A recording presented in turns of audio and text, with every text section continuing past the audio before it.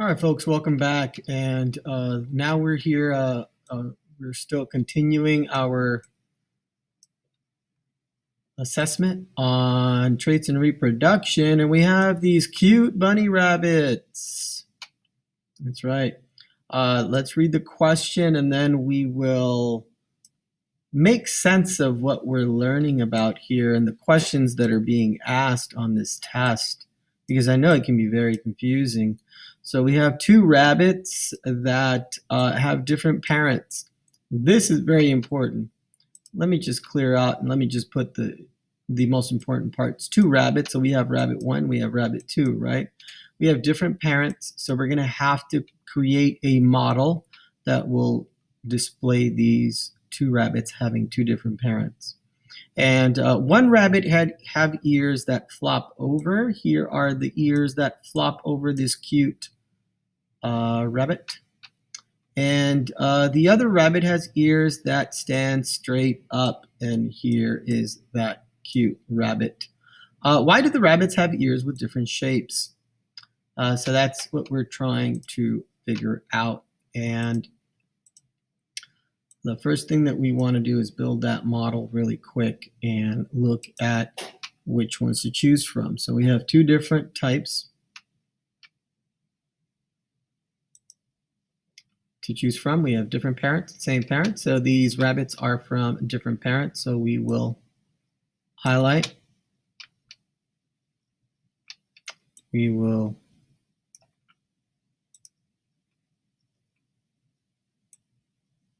highlight, copy, and all of you will have these tools, so you can use these tools whenever you'd like, and move them around as you wish.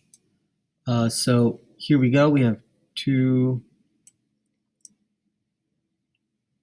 Don't want to move all of that, just this piece here, and let's get rid of this box. Let's get rid of this box. And there we go. It's all nicely set. So we have two rabbits, one with flopped ears and the other with ears that are standing up. These are their traits. If we look over here, we can see some very important information. The rule is if it has the same traits, if the organisms have the same traits, the same proteins, then they will have the same trait. If they have different proteins, they will have different traits, right? And this is really important. And what do we have here? We have same traits or different traits? We have different traits. If they have different traits, they have different proteins. So that's really important. That's going to be a part of the answer. So keep that in mind. I added this. This is from our assignment that we were doing on the emojis, right? Remember? So we have genes, and genes instruct for proteins to be made, and those proteins then make the trait. It's the same thing here with these ears. The ears are the trait, okay? So if the traits are different, then the proteins are going to, these proteins are going to be differently shaped. And that is because the genes are instructing those proteins. So when we say different protein, we also mean different gene. Okay, so you have different genes. And in this case, we have our genes here, and we're going to copy and paste different genes. Copy, paste. They have different genes, and we just want to show that. Do we have any more information regarding this? That is about it. That's about it. Let's take a look here, and let's order this back front. So why do the rabbits have ears with different shapes? And so we run off our questions here. We have The rabbits have different versions of the gene for ear shape. The genes are only standing straight up in the cells. Says these are standing up. No, the genes are instructions. The genes are instructions. They're not standing up in the cells of only one rabbit. The rabbits have different versions of the gene for ear shape, which instruct, the genes instruct, and we've been saying that over again, instruct for different proteins that connect in different ways to make different ear shapes. This sounds to be correct because it talks about genes. It talks about how genes instruct the protein. It mentions that they have different proteins, which they do. We just added them, right? And they do connect in different ways to make different types of ears. Okay. Each rabbit has a different ear shape because offspring from different parents will have different ear shapes. Well, they might have the same shape. They might have different shape. We don't know that. And each rabbit has a different ear shape because they have different versions of the gene for ear shape that connect together to make different ear shapes. Yeah, no, there's no talk here about instructing. And so which one do you think is the answer here? Yeah. Let's move on, and hopefully I gave you enough information for you to figure that one out. Let's go now to question number 7. Question number 7 involves a cute sheep with curly wool and a mother sheep that has straight wool. So let's build this model. And we have the question. Let's look at the question carefully. It says here, a father sheep has curly wool while a mother sheep has straight wool. Which of these statements explains why one of their baby lambs has curly wool? And we have a father with curly and a mother with straight wool. So let's take a look at the internet. Let's go to Google and let's look for a sheep with straight wool.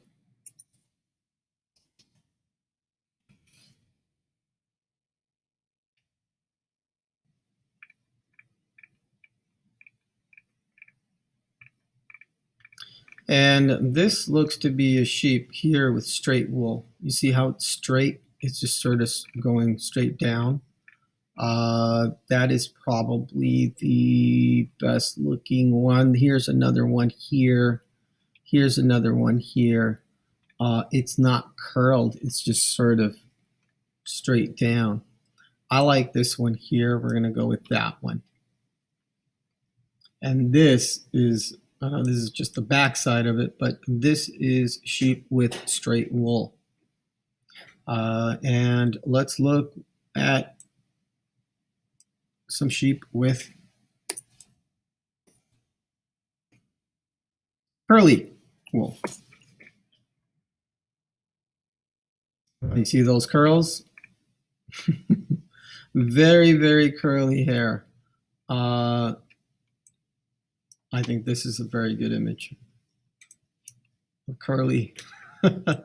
So let's sort of plug everything into play here and let's start labeling. So straight hair, right? Curly hair. Father has curly, so this is going to be the father, and the mother has straight wool, so that'll be the mother. That'll be a representation of the mother. And let's plug in the, well, is this, and again, the question should be, which one do we choose here?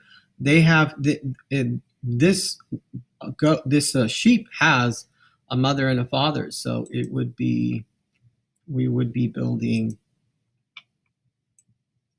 this one is going to be fine. We're going to copy this. We're going to add it here.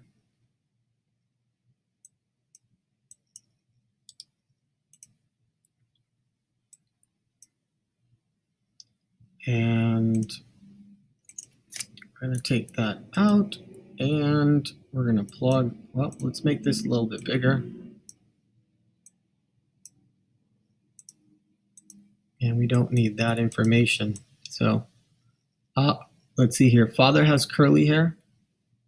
Father curly. Mother has straight wool. Curly wool, straight wool, mother, father. The baby came out, and the baby came out with curly hair. So this hair is curly hair. And we can label these how we'd like.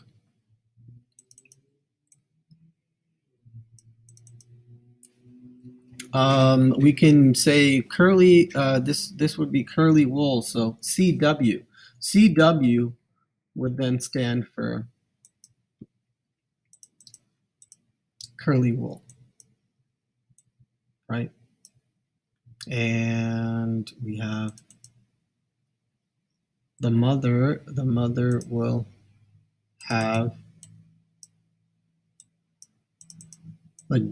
genes that will provide for instruction for straight wool. Okay, and you can build something like this. It's it's not that hard. Straight wool, and what we want to do also is we want to label. So SW will stand for straight wool, and CW will stand for curly wool. Okay? That way, when we see those letters, we know exactly what they mean. And this baby sheep has curly wool. So we're going to type curly wool here.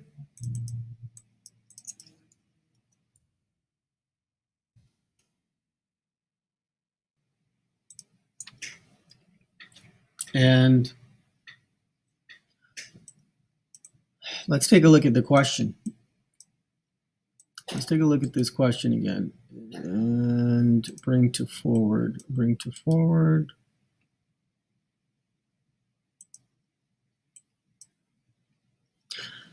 Which of these statements explains why one of their baby lambs has curly hair? Curly wool. The baby lamb inherited its copies of the gene for wool shape from its father and not from the mother. Well, guess what? Both genes are inherited from mother and father. So it's not just the mother, it's not just the father. In terms of genes, the baby lamb inherited its copy of the gene for wool shape from its father and not from its mother. That's not correct. Both the mother and the father give this baby lamb its genes. Let's see here. C. The baby lamb inherited one copy of the gene for wool shape from its father and one copy from its mother. That is correct. The gene combination instructs for proteins that connect in ways that make curly wool. So the gene combination that was instructed for protein was made for curly wool. Yes, I mean, this is something that you should possibly be in agreement with. Let's look at D. We always read and we always look at all the different options. The baby lamb inherited one copy of the gene for wool shape from its father and one copy from its mother. Well, it's the same as C. Those genes connect together. The genes do not connect together. They always inherit one from the mother, one from the father, but they do not connect together. No. So hopefully that will be enough to help you answer question number 7 on sheep. All right, Vaquero. So this is, we're in question number 8 now. Question number 8 reads, and as you can obviously see, it's a question on scorpions. The body cells of scorpions have proteins that connect together.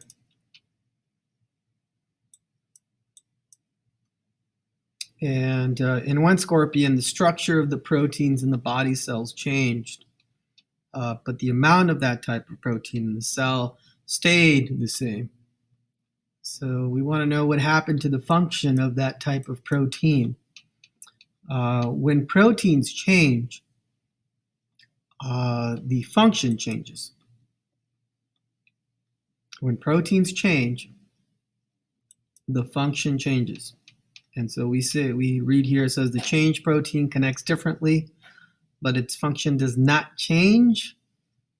Function does change. Proteins do, if they're connecting differently, that function is going to change. The changed protein connects differently. The changed protein connects differently, so its function changes. The changed protein connects in the same way. They don't, because we already know when you have changed protein, they are going to react differently. The amount of that type of protein stays the same, so its function does not. Question mark. So reread this, and there really aren't a whole lot of visuals here to give you regarding this question. It's just knowing that when proteins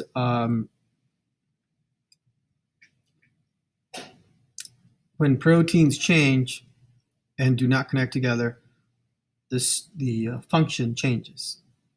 Okay. Let's head over to this question here. This is question number 9. Question number 9 is about wolves, wolf 1 and wolf 2. And let's get to read the question. Hannah is trying to figure out how tooth size is determined in 2 wolves. So we have wolf 1 and wolf 2. In wolf 1, the copies of the gene are different. Let's do this in parts here. In wolf 1, the copies of the genes are different. So we can show that. Let's move this here. This is wolf 1. The copies of the gene are different. So if the copies of the gene were the same, then we would make them the same color. We could either pick red, place it there, or yellow. But since they are different, we're going to pick one red and one yellow because we want to make sure that it is a heterozygous wolf.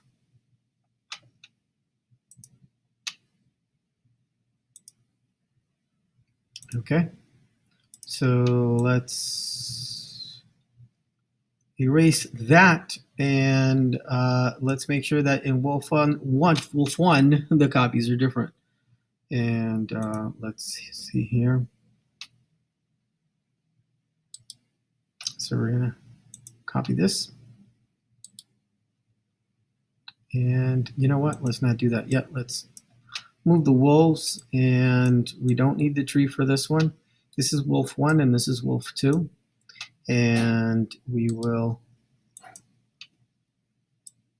give wolf 1 a yellow and a red copy that will instruct for 2 different types of protein, right? And wolf 2 will have the same.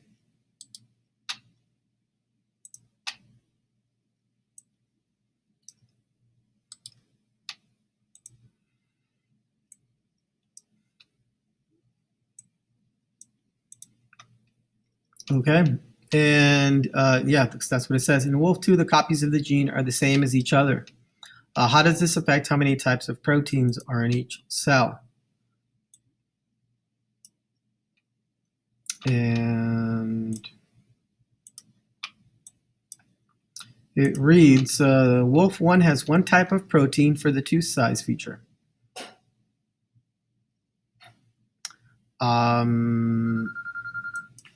Well, as you can see, wolf 1 has 2. There's 2 types. Wolf 1 has 2 types of protein, a yellow and a red. Wolf 2 has only 1 type of protein, it's yellow. Does that make sense? I hope. Wolf 1, let's look at B. Wolf 1 has 2 types of protein. That's right. For the 2 size feature, and Wolf 2 has 1 type of protein for the 2 size feature. That sounds right? 2 types, and Wolf 2 has 1 type. 1 type. Let's see, we always read through all of them, and we have Wolf 1 has 2 types of protein for the 2 size feature. Wolf 2 has 2 types. No, Wolf 2 only has 1 type, and that's yellow, right? Has a yellow gene. And Wolf 2 has 2 types, a yellow and a red. And it is impossible to say anything about the proteins. I think it's possible to say something about the proteins, right? Okay, let's head over to question. Hopefully that'll give you enough nugget of information for you to answer. We have question number 10, which is about bear ears. So there are 2 bears that both have the same proteins for ear shape in their cells. The bears have different parents. So here I'm showing you that bears have different parents, right? They have a different mom and a dad. They're not connected in any way. And I'm also showing you that the bears have the same ears. They have the same ears, and they have the same genetic code, right? Even though they have different parents. What can you say about the bear's ear shape? They will have the same ear shape since their proteins for ear shape are the same. So the proteins will connect in the same way. They will have the same ear shape. Do they have the same ear shape? They have the same protein. They have the same proteins for ear shape. They will have the same ear shape right here. If you look at this here, same protein, same trait. If the proteins in their ear are telling them to make a certain shape, and it's in 2 different bears, they will both have the same type of ears. What does it say here? They will have the same ear shape since all bears have the same ear shape. No, all bears don't have the same ears shape, right? You will find some bears that have different types of ears, maybe ears that are flopping down or straight up. They will have different ear shapes because they will have the same ear shape because they have the same protein, same ear shape. We already said that.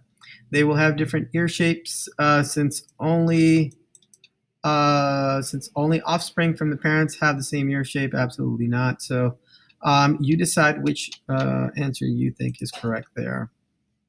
And I think Mr. Lopez is giving you enough information. And of course, you can always, if Mr. Lopez is talking super fast, you can slow it down on YouTube, and you can slow it down at your pace or watch it over again. Right? That was question number 10.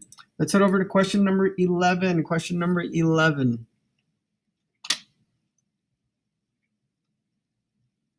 Question number 11 is about fruit flies. Fruit flies have different parents. So let's read the question.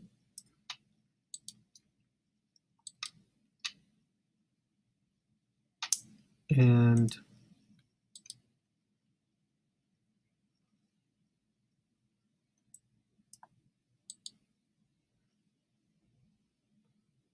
give me a second here, folks. Okay, bring to front. 2 fruit flies have different parents.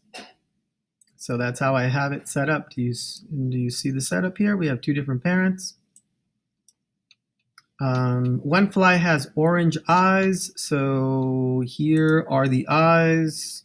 This fly has fruit fly has orange eyes, and while the other one has red eyes. So we can see that, right? Why do the fruit flies have different eye color? Why do the fruit flies have different eye color?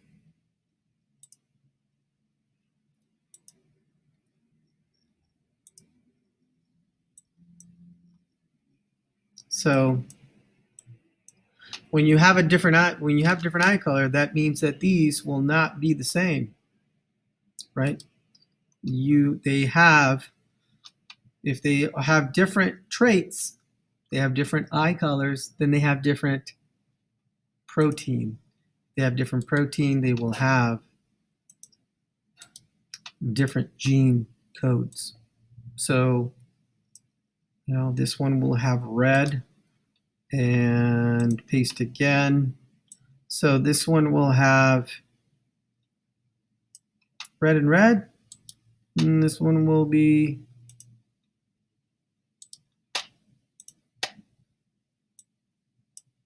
yellow and yellow.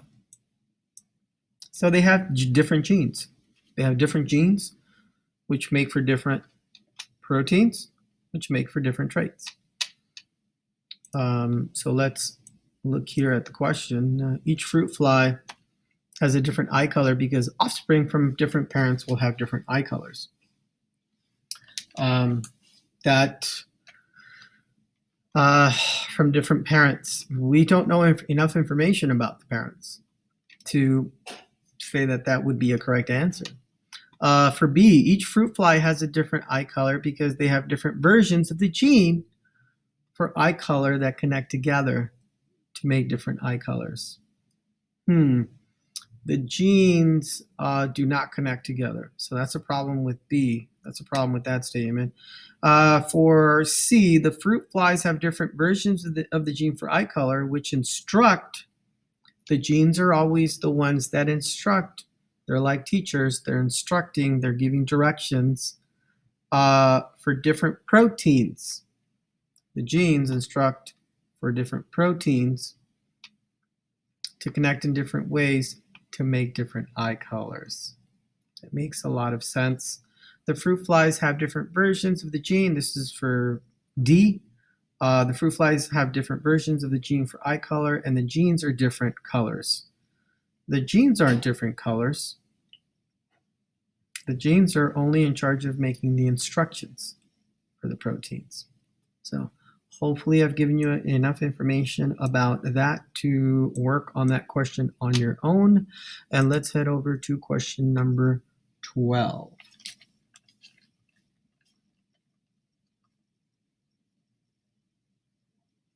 Question number 12 is about baby crawfish. Okay, baby crawfish. A baby crawfish has long, let's read the question here.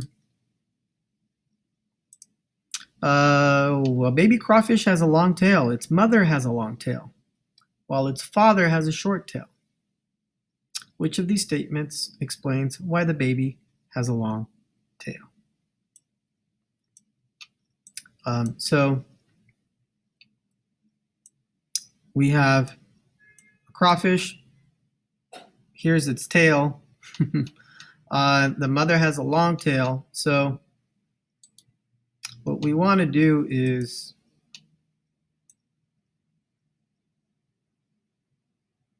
represent. So this DNA, this DNA will be the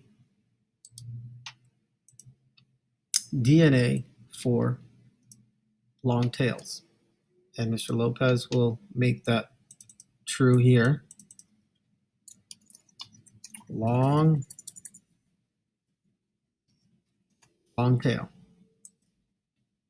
Okay. So if you have the yellow gene, you have a long tail. And we can say that about, copy, paste. About the red gene, we can say that it is for short tail.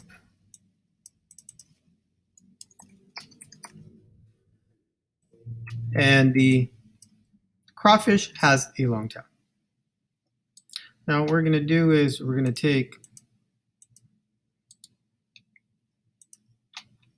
this crawfish and we're going to make one here for mom,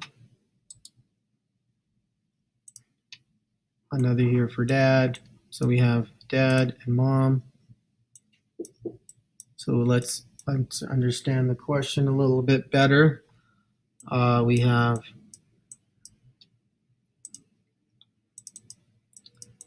mom,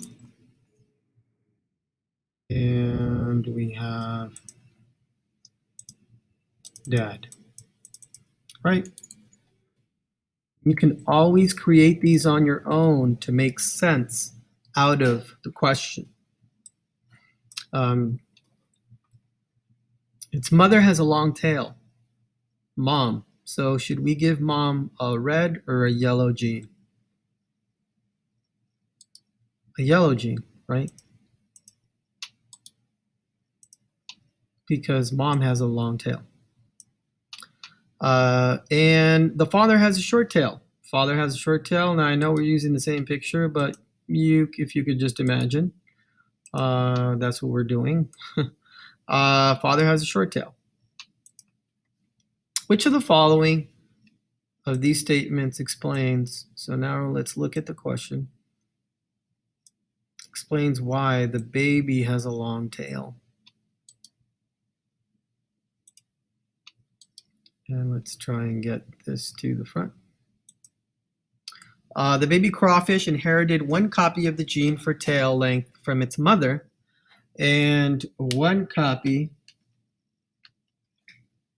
from its father. Those genes connect together to make its long tail. Notice they didn't talk about proteins. There was no mention about protein in the answer A. Let's read B. B reads, the baby crawfish inherited one copy of the gene for its tail length from its mother and one copy from its father. That is true. That gene combination instructs for proteins that connect in ways that make a long tail. That is a gene that instructs for protein to be made so that the baby crawfish has a long tail. Makes sense. The baby crawfish inherited its copies of the gene for tail length from its mother and not from its father. No, all of the, you definitely want to understand this, that, and I'm going to make an arrow here. There's the arrow.